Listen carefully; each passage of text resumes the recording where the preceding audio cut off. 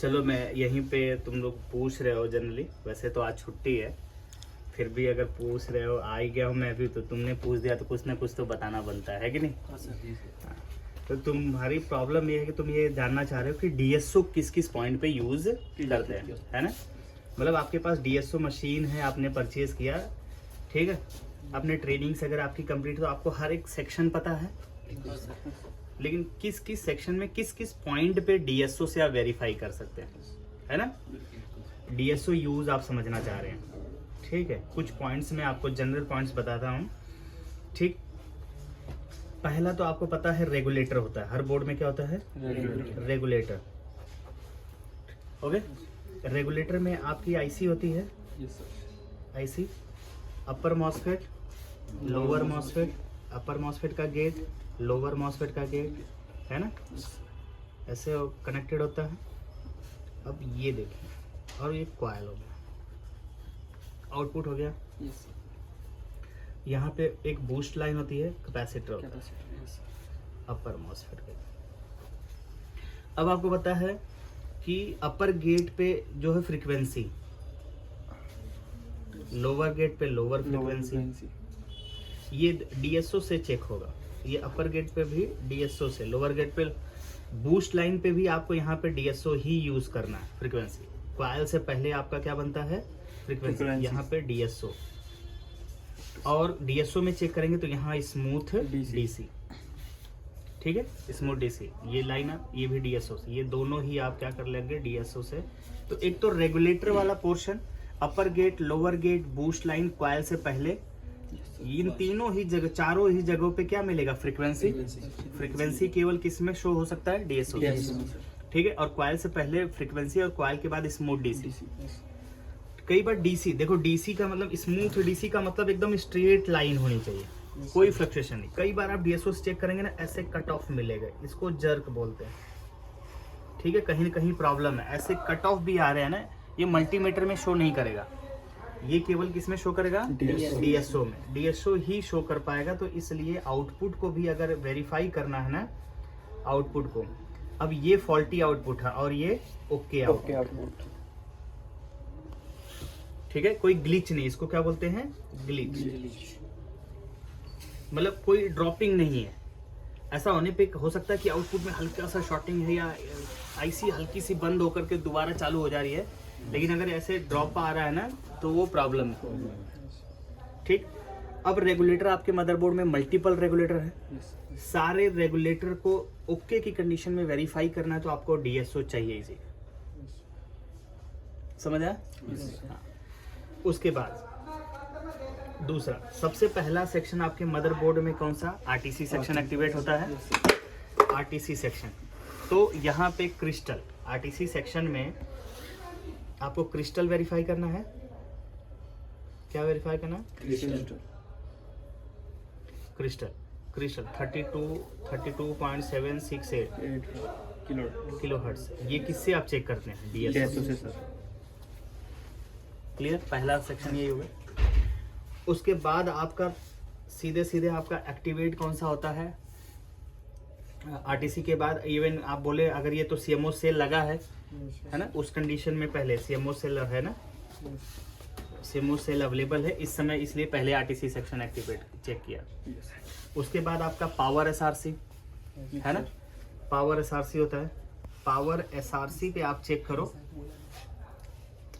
ठीक है। Power SRC पे लो से हाई होना चाहिए, ऐसे ये सीधे सिग्नल जाता है, लो टू हाई, ठीक है। ये देखने को मिलेगा पावर एसआरसी, ठीक है। इवन चार्जिंग, इसके बाद आप क्या देखते हो? इसके बाद एक्टिवेट क्या होता है? Charging section. Charging section, charging section में आपका एसडीए, एससीए है ना, और चार्जिंग रेगुलेटर है, चार्जिंग रेगुलेटर।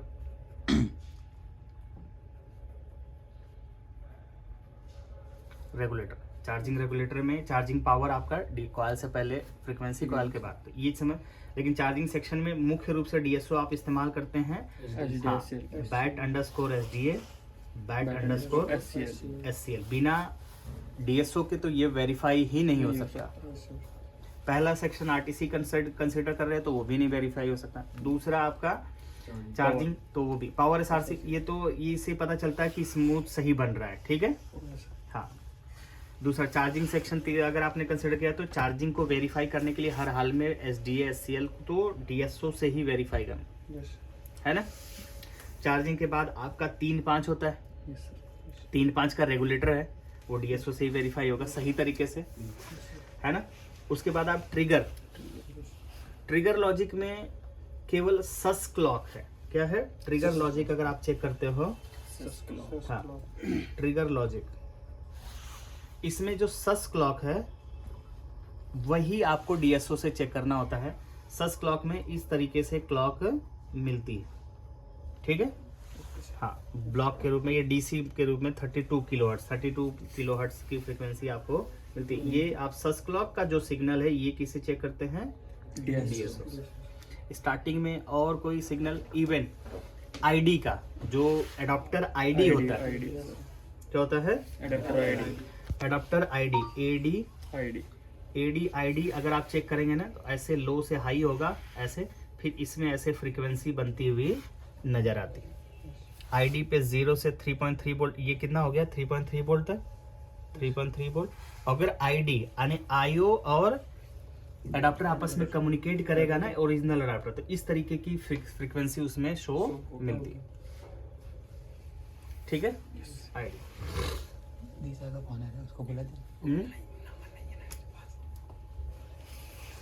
ठीक है, ID हो गया ये ट्रिगर लॉजिक में। बाकी सस क्लॉक चेक करते हैं, PCS से रिटर्न आता है IO पे। बाकी RSM रीसेट XYZ और बाकी जितने सिग्नल है वो केवल वोल्टेज के रूप में 3.3 वोल्ट। क्लियर? हाँ, उसके बाद आप क्या करते हो? सारे रेगुलेटर वेरीफाई करते हैं। अब जब आप आते हैं, सारी पावर बन गई, है ना। पावर के बाद आपका क्या चाहिए होता है? क्लॉक सर, ठीक है। क्लॉक सिग्नल जो है IO के ऊपर, IO पे क्लॉक सिग्नल चेक करते हैं, है ना। हर IO पे हमने बता दिया है कि किस पे, कौन सी पिन पे आप क्लॉक चेक करते हो। क्लॉक सिग्नल चेक करने के लिए आपको चाहिए IO, और क्रिस्टल चेक करने के लिए, क्या करने के लिए? CRYST, क्रिस्टल, जो भी 24 मेगाहर्ट्ज 25 मेगाहर्ट्ज जो भी दिया हुआ है, 24 मेगाहर्ट्ज का जो है उसको भी। और ये AC मोड में, किस मोड में है ये चेक कर? हाँ, अगर आप क्रिस्टल पे डायरेक्ट चेक करते हैं तो AC मोड में, RTC क्रिस्टल है यहाँ पे, RTC क्रिस्टल है ना, ये भी AC मोड में। ये किस में रहेगा? AC mode. सस क्लॉक तो आप DC मोड में भी चेक कर सकते हैं, DC मोड पे भी चेक कर सकते हैं, हाँ, चेक हो जाता है। और ये क्रिस्टल 24 मेगाहर्ट्ज, लेकिन IO पे है, आप DC मोड पे ही इसका DSO का इस्तेमाल कर सकते हो, DSO, ठीक है। क्लॉक सिग्नल AC DC दोनों पे, AC में भी रख के ऑटो पे रखेंगे तब भी सिग्नल आपको वेरीफाई कर देगा। एवं क्लॉक सिग्नल जनरली क्या होता है? AC मोड में ही चेक किए जाते हैं। तो आपको इस तरीके से फ्रीक्वेंसी दिखते हुए,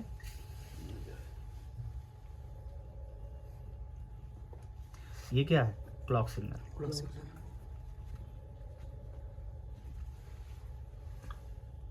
ठीक है।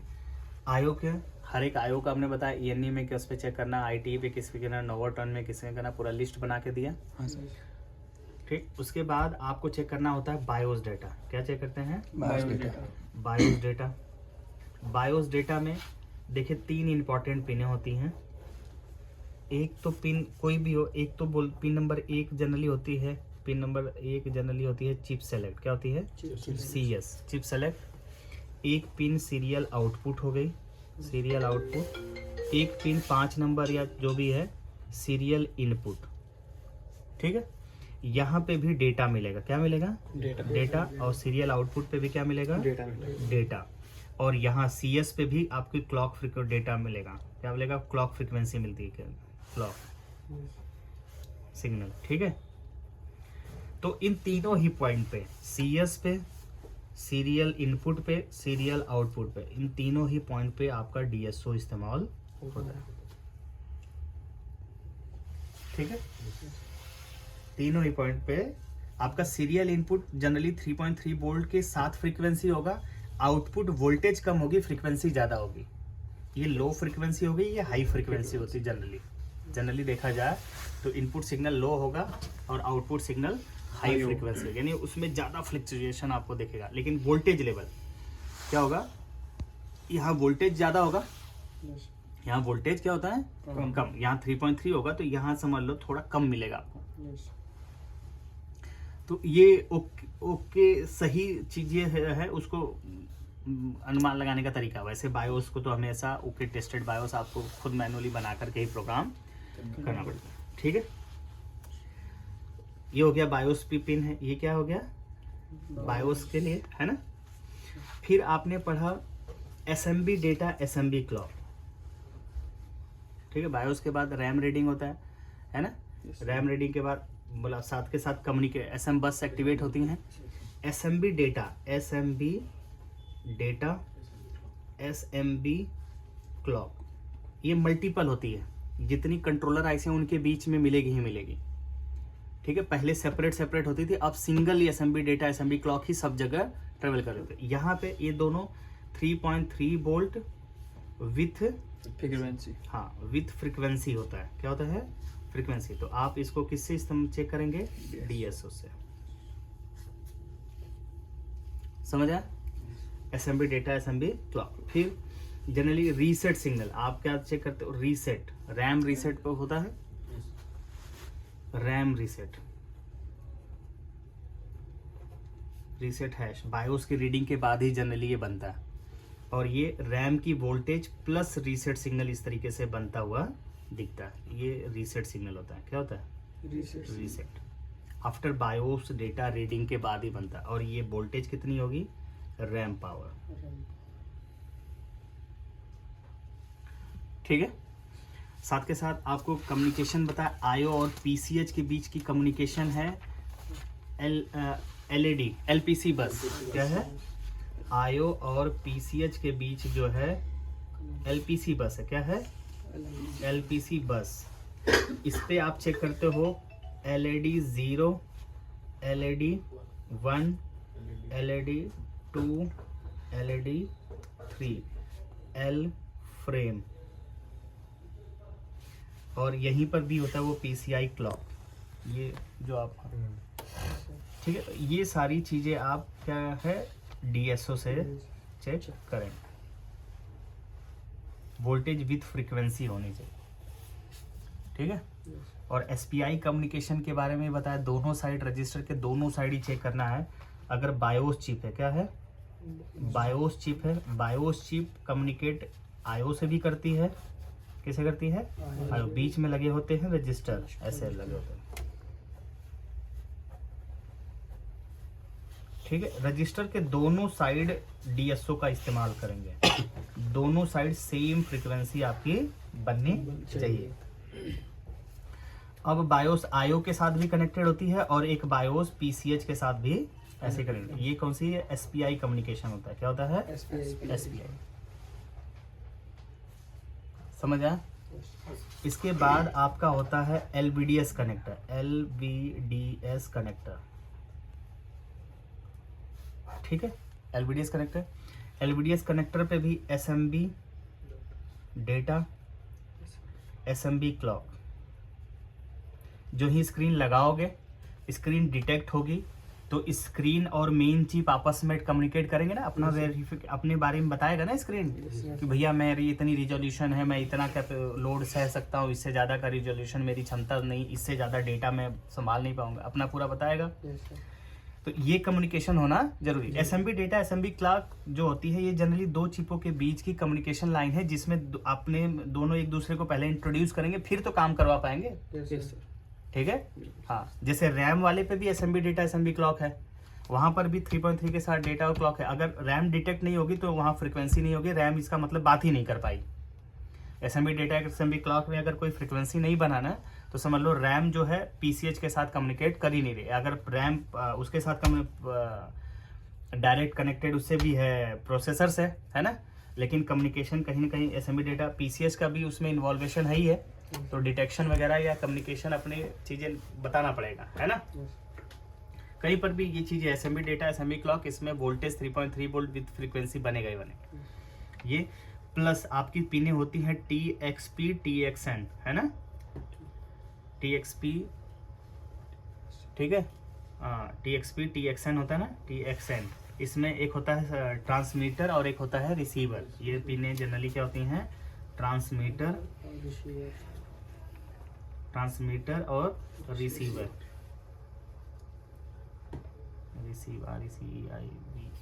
रिसीवर, ठीक है। तो इन पे TXP TXN पे भी आपका लो वोल्टेज हाई करंट बनता है, तो आप इनको भी आप किससे चेक करते हैं, DSO। समझा।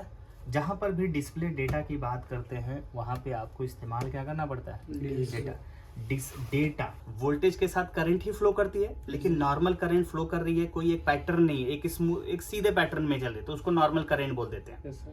लेकिन अगर वही किसी फ्रीक्वेंसी को एक्वायर कर लेती है तो वो क्या कहलाता है, डेटा। कोई सिग्नल है, मैं बोल रहा हूँ, आप देखो चिल्लाना एक ही स्पीड से चिल्ला रहा हूँ, लेकिन जब बोल रहे हैं तो ऐसा नहीं है ना, फ्रीक्वेंसी ऊपर नीचे है ना, चेंज हो रहा है कि नहीं हो रहा है। Yes sir. हाँ, तो जब हम बोल रहे होते हैं तो उसमें कोई ना कोई संदेश या इंफॉर्मेशन होता है, वही तो डेटा होता है, ठीक है। अगर कोई डेटा नहीं है तो वो नॉर्मल वोल्टेज हो जाती है, नॉर्मल करंट कहलाती है। लेकिन अगर उसमें कोई सिग्नल भी जा रहा है, कोई संदेश भी है, तो उसी को डेटा या इंफॉर्मेशन कह देते हैं। तो जब डेटा या इंफॉर्मेशन की जहां पर भी आपका खुद भी दिमाग काम करेगा ना कि यहाँ पे हमें क्या चेक करना है, डेटा है ना, तो डेटा के लिए आप किसका इस्तेमाल करेंगे, DSO। D for DSO, D for data, समझे बेटा। आई होप कि साल का अंत का जो आखिरी दिन है आज, आखिरी दिन है ना, उसमें भी कुछ न कुछ आपको हासिल हुआ होगा। और बायस की पिन पे भी चेक करते हैं ना, फ्रीक्वेंसी कितनी बार आनी चाहिए, तो वो अंदाजा लगा वो लेते तो हैं। एक डिफरेंट चीज है, वो तो क्लास में बताया ही ना। हाँ। लेकिन अभी आपका पॉइंट क्या था कि DSO कैसे किस use किस करते पॉइंट पे यूज करते हैं, आप ये जानना चाह रहे हैं ना कि नियर हाँ, नॉर्मली DSO कहाँ यूज करते हैं, है ना। हाँ सर। Yes sir. ऐसा नहीं कि DSO बस खरीद लेंगे तो रिपेयरिंग आ जाएगा, पता भी ऐसा ही तो हो। बात है, कहाँ use और करना है। दूसरी बात, बायोस पे आपको बता दे, आपको जैसे क्लास में पढ़ा है कि हाँ चिप सेलेक्ट पे कितनी बार फ्रीक्वेंसी आनी चाहिए, कैसी फ्रीक्वेंसी आनी वो चाहिए, बताए। वो तो आपने पढ़ा है ना। हाँ सर। ठीक है, सीरियल इनपुट से इसको भी डिटेल में बताया है। बाकी क्लासेस में आपने हर एक चीज को पढ़ा है, हाँ सर। लेकिन फिर एक बार हमने आपको क्या बता दिया, ओवरव्यू या रिपीट करा दिया कि एटलीस्ट DSO कहाँ आप इस्तेमाल होता है। कर सकते हैं। हाँ सर। ठीक है, हाँ। वैसे बढ़ा चढ़ा के इससे की क्लास पढ़ाई ही है हमने। होता है ना DSO में 10x, कभी बढ़ा करके होता है उसका इस्तेमाल, कभी घटा करके। जब आप फ्रीक्वेंसी चेक कर रहे होते हैं तो 10 गुना बड़ा करके दिखाता है, 10x पे करते हैं। लेकिन अगर उसी से वोल्टेज आप चेक करो और 10x पे करें तो वो वोल्टेज को 10 गुना छोटा करके दिखाता है ना। तो अभी तक क्लास हमने बढ़ा करके पढ़ाया था, अब हमने 10 गुना छोटा घटा करके पढ़ा दिया। ठीक है, हाँ सर। समझ आया। यस। चलो, तो DSO के बाद आई होप कि यूज कर पाएंगे जगह जगह। हाँ सर। Bye bye.